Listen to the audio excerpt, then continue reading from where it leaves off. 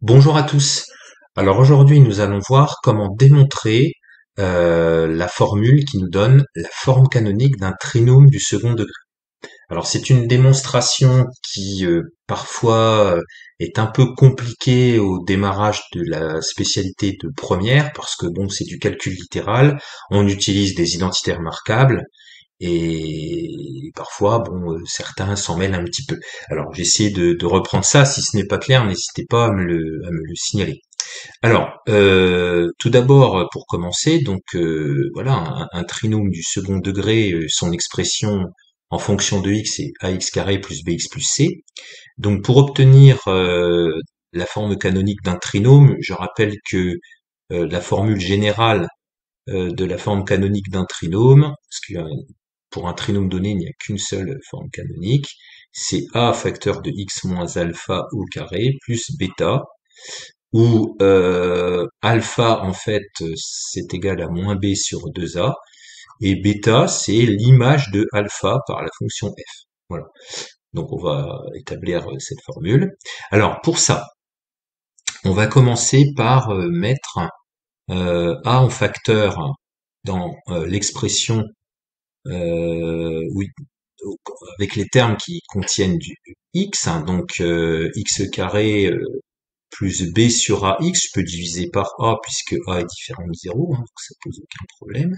Voilà, donc j'ai juste mis a en facteur dans ces deux termes-là. Alors ensuite, je vais essayer de voir ceci, ce qu'il y a dans la parenthèse, comme le début du développement d'une identité remarquable. Alors, en fait, je vais me mettre d'une autre couleur par ici. Euh, En fait, si vous regardez, si vous développez cette expression-là, avec un 2 ici, 2a au carré, vous allez avoir, donc c'est du a plus b au carré, donc ça fait x carré, plus 2 multiplié par x multiplié par b sur 2a, et il y a le dernier facteur qui est b sur 2a au carré. Alors si vous regardez bien, le 2 qui est là peut partir avec le 2 qui est là, et si vous regardez ici, on a x carré plus b sur ax. Donc on a exactement le terme qui est dans la parenthèse ici.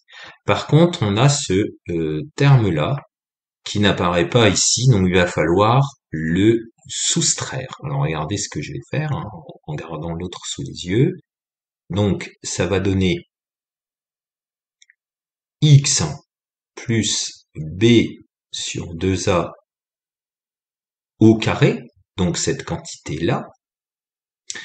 Donc quand on la développe, on voit apparaître le x carré plus b sur ax, mais on a dit qu'il y avait le b carré sur 4a carré en trop. Donc il faut l'enlever, donc moins b carré sur 4a carré. Et il y a toujours le plus c en bout. Bon, c'est clairement le passage le plus difficile. Après, on va se débrouiller avec notre calcul, mais c'est le passage le plus difficile, donc il faut bien comprendre ça. C'est pour ça que je me suis permis d'écrire le développement de x plus b sur 2a au carré. Hein, avec l'identité remarquable a plus b au carré. Bon, alors maintenant, on va arranger un petit peu les choses. Le a, on va le laisser devant la parenthèse qui est ici. Voilà, et on va distribuer le a à ce terme-là. Donc il va me rester moins b carré sur 4a, parce que j'avais 4a carré au dénominateur, mais comme je l'ai multiplié par a, il y a un a qui disparaît, plus c. Donc j'arrange un petit peu, a facteur de x plus b sur 2a au carré, et je vais tout mettre sur un seul, enfin sur le même dénominateur. Donc ici, si je mets moins, et que je mets tout le monde sur 4a, j'aurai b carré, et puis le c, si je veux le mettre sur 4a, il faut que je multiplie par 4a. Et comme j'ai mis un moins ici en facteur, il faut que je remette un moins pour qu'ici ça fasse un plus. Hein. Moins par moins, ça fait plus. Donc moins 4ac. Et là, si vous êtes un petit peu curieux, vous devez reconnaître ici quelque chose, hein, cette quantité-là. C'est ce qu'on appelle, et ce qu'on appellera après dans la résolution des équations, le fameux delta. Voilà. Donc en gros, on a écrit notre trinôme du second degré. Alors, je vais volontairement revenir sur ma notation de départ.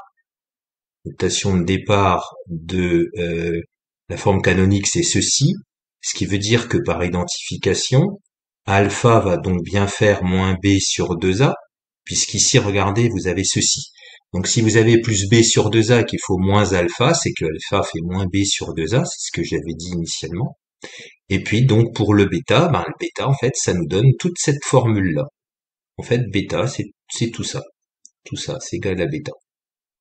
Et ça, on peut vérifier que si vous faites f de alpha, vous allez tomber sur cette expression. Donc la forme canonique, ce qu'il faut retenir ici, on obtient cette formule. Alors, il y a des vidéos sur le sujet, j'en ai fait aussi, vous chercherez, mais il y en a, on en trouve ailleurs, pour voir les deux méthodes qu'il faut connaître, c'est-à-dire soit on utilise alpha, bêta et les formules, en disant que alpha c'est moins b sur 2a et que bêta c'est l'image de alpha par la fonction, soit alors en procédant par factorisation, c'est un petit peu ce que j'ai fait même exactement dans ma démonstration précédente. Voilà, j'espère que cette démonstration vous paraît claire. En tout cas, si ce n'est pas le cas, n'hésitez pas à me le faire savoir. Et en tout cas, voilà, c'était une manière de vous la montrer et d'essayer de vous l'expliquer. Voilà, je vous dis à très bientôt pour une autre vidéo.